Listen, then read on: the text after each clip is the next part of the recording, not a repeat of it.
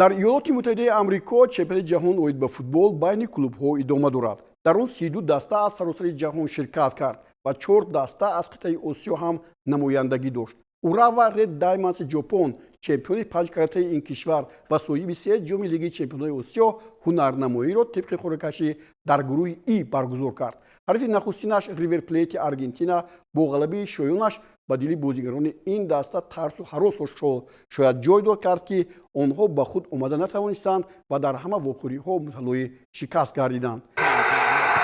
дастаҳои осиёӣ аз гурӯҳи И бозиҳоро шурӯъ карданд. дар гурӯҳҳои A, B, C, D ин дастаҳо қуръакашӣ нашуданд ва маҳз Урава Ред Даймондс аввалин дастае буд, ки дар ин бозиҳо гӯем бозии нахустини осиёиҳоро бар ҷой гузошт. дар гурӯҳи И тибқи пешгӯии коршиносон Интери Милан ва Ривер Плейти Аргентина беҳтарин дастаҳо ба ҳисоб мерафтанд.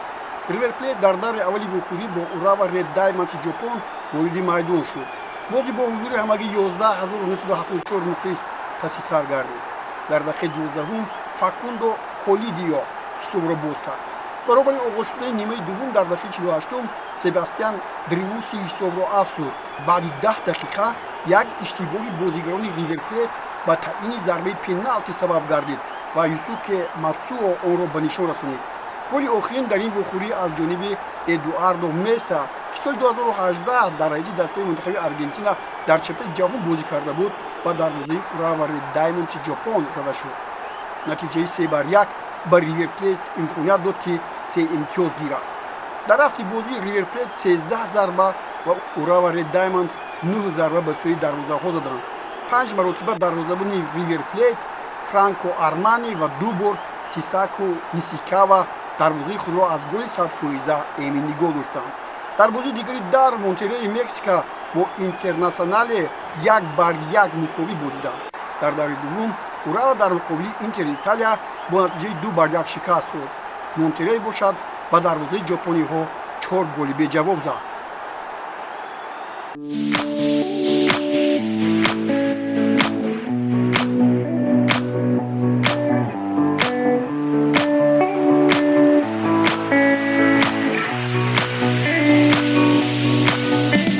дар гурӯҳи F Улсан Ҳюндаи Кореяи Ҷанубӣ мисли Урава Ред Даймондс Ҷопон бе ягон имтиёз зинаи охиринро ишғол кард. умед буд, ки дастаҳои Шарқи Осиё, ки дар таркибашон бозигарони моҳири зиёд ҳастанд, дар баробари дигар клубҳои сайёра олӣ бозӣ карда мавқеи футболи Осиёро боз ҳам беҳтар мекунанд.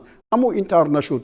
Улсан Ҳюндай бо Боруссияи Дортмунди Олмон, Флуминенсияи Бразилия ва Мемелоди Сандаунзи Африқои Ҷанубӣ дар як гурӯҳ буд.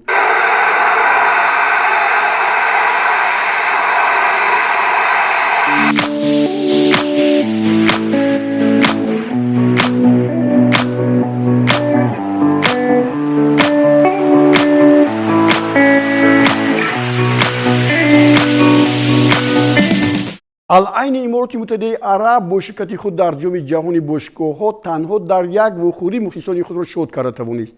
ин ҳам бошад дар вохӯрӣ бо дастаи дигари арабӣ бо номи Видод Албайзавии Марокаш буд, ки Африқоро намояндагӣ дошт. иморотиҳо бо натиҷаи 2-1 ғалаба карданд ва наворҳои ин бозӣ ҳоло пешкаши шумо мегардад.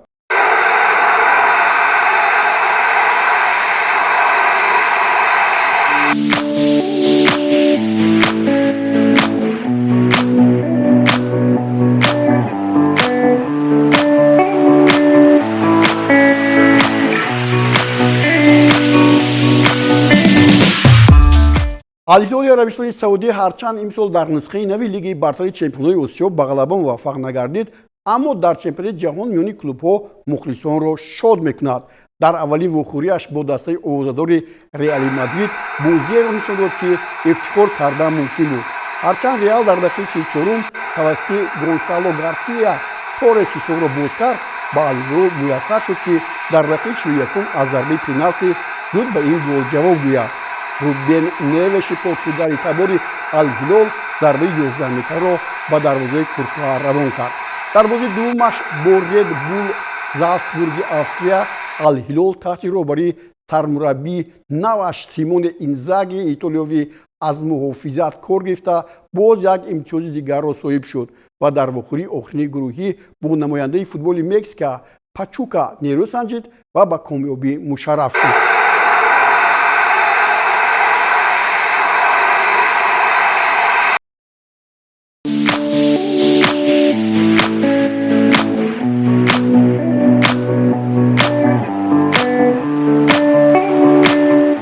ниҳоят 5 имтиёз имкон дод ки Ал-Ҳилол дар ҷадвали гурӯҳи 8 зинаи дуюмро касб кунад ва ба бозиҳои 8-1 ниҳоӣ роҳхат гирад. ин навбат Ал-Ҳилол бо Манчестер Сити Англия ки Ал-Айнро 5-0 шикаст дода буд рӯбарӯ гардид. Ал-Ҳилол дар ин вохӯрӣ фоҷиа ё сенсатсияро барои футболи мухлисони ҷаҳон пешкаш кард. агар дар ҳунарнамоии дигари дастаҳои Осиё дар чемпионати ҷаҳон байни клубҳо мо сатҳи футболи Осиёро паст гуфта будем, ин ҳунарнамоии зебо ҳамаро ботил сохт. тамошо мекунем. пеш аз оғози бозӣ мо рӯзноманигорон дар баҳс будем ки Манчестер Сити имрӯз ба дарвозаи Ал-Ҳилол чанд гол мезанад. драма ва ё сценари нонавиштаи бозии байни дастаҳои Манчестер Сити ва Ал-Ҳилол то ҳанӯз баҳсро миёни мухлисони футбол хомӯш накардааст. аврупоиҳо баробари оғоз шудани бозӣ бо голи задаи Бернарду Силва аз поси Гюндоган ҳисобро боз намуд. ҳама дар ақидае буданд ки ана акнун сар шуду охирин дастаи Осиё аз Манчестер Сити тормор мешавад. аммо бозиро на пешгӯӣ муайян мекунаду на мутахассисон, балки футболбозони дар майдон буда. баъди ҳисоби 1-0 дар нимаи аввал дар дақиқаи 36 Маркос Леонардо ки дар бозии гузашта гол зада буд ҳисобро баробар кард. 6 дақиқаи дигар кофӣ кард ки Ал-Ҳилол ба сафи пеш барояд. Малком аз маркази майдон тӯбро аз Кансело қабул карда муҳофизатгони Ситиро қафо гузошт ва тӯбро ба дарвоза равон кард. 3 дақиқа пас Эрлинг Ҳоланд аз нав ҳисобро баробар кард.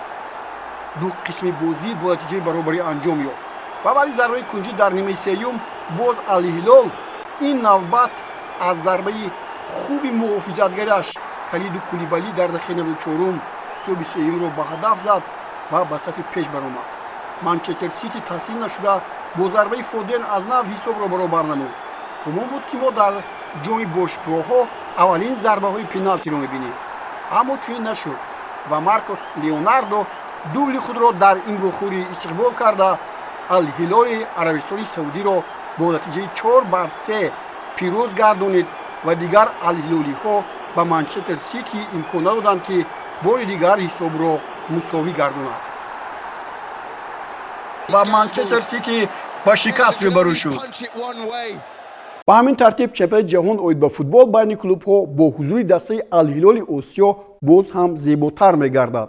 дар вохӯрии 4-1 ниҳоӣ Ал-Ҳилол бо Флуминенсияи Бразилия рӯзи 4 июл қувва хоҳад санҷид. дар ҷуфти дигари ин бозиҳо Палмейраси Бразилия бо Челсии Англия, Пари Сен-Жермен бо Бавария ва ғолиби ҷуфти бозиҳои 8-1 ниҳоӣ Боруссия бо Монтерей ва Реали Мадрид бо Ювентус низ онҳо бо ҳам дидор анҷом хоҳанд дод. мухлисони футбол бозиҳои боқимондаро аз телевизиони варзиш ва шабакаи футбол тамошо карда метавонанд. дар ҳамин ҷо барномаи имрӯзаи футболи Осиё ба поён мерасад. боқӣ сеҳатманду пирӯз бошед. хайр, то боздид.